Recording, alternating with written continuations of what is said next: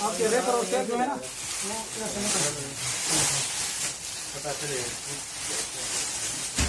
के साथ साथ सब कुछ चेंज कर रहा है। हाँ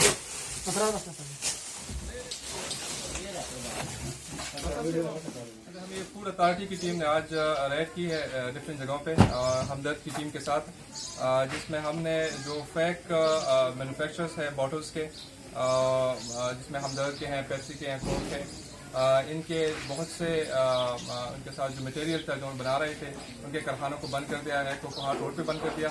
अभी दूसरी जो कार्रवाई जो हमने की अशरगढ़ के इलाके में की, तो 2-4 जगह यहाँ पे हमने बंद कर दिए हैं। ये सारी के सारी जो पैक कोल्ड ड्रिंक्स थे वो सारे बना रहे थे, उनके रेफर बना रहे थे, उनके लाइसेंस वगैरह सारी चीज़ें इनके साथ मिली हैं। तो हम इसके बाद जितनी भी इनके लोग हैं उनके खिलाफ हमने कानूनी कार्रवाई की है, इनको पकड़ा है, इनको जेलों में डाला है।